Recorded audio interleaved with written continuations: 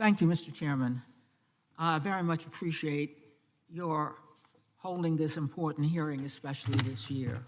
We are at a pivotal moment in our nation's history. We are shining a long overdue light on the lived realities of people of color in this country, despite our pledge of liberty and justice for all.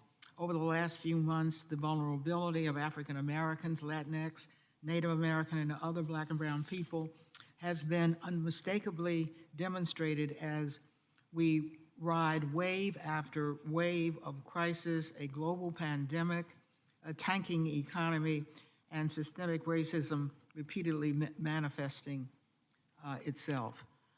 The way in which our nation has failed and marginalized large populations of our citizens, while unbearable to watch over and over again, comes as no surprise to those of us who can feel the prevalence in our experience.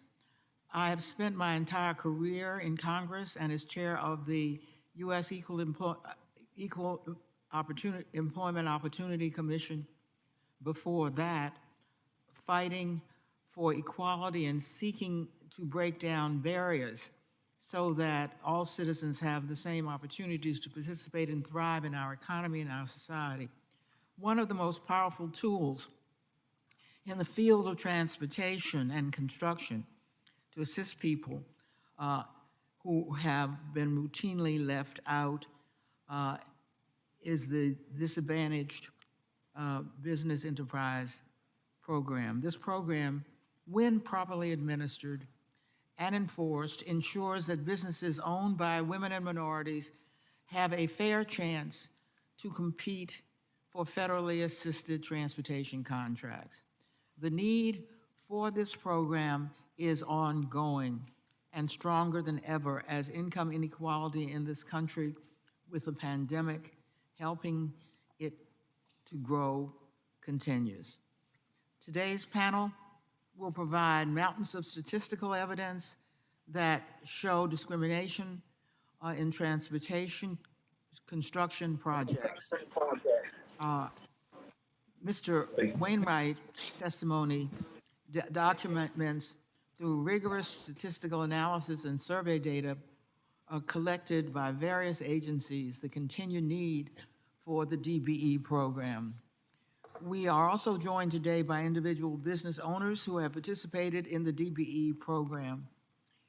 To provide some context for why these surveys and statistical studies matter, let me point to a 2018 study conducted for the Maryland Department of Transportation, whose geographic market includes Washington, D.C.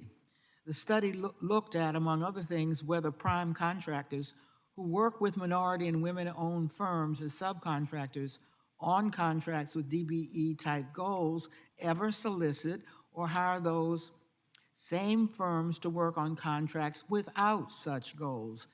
The answers were stark and stunning. 69% of African-American-owned firms responded that they were seldom or never solicited to work on contracts without goals in place, and 74% of African-American-owned firms were seldom or never hired to work on contracts without goals. For Hispanic Americans, the results were 47% and 52%. For Asian Americans, the results were 56% and 61%. For Native Americans, the results were 82% and 70%.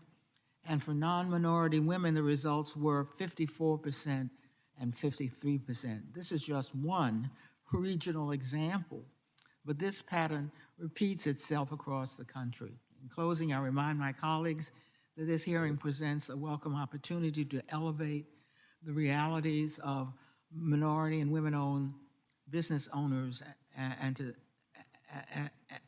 and by holding this hearing today, we ensure that the DBE program and the business owners it lifts up will receive thorough consideration by our committee. We also have the opportunity to learn what policy changes Congress should consider for the continued success of the DBE program. I look forward to hearing from today's witnesses, as well as from my fellow members of this committee. Thank you very much, Mr. Chairman.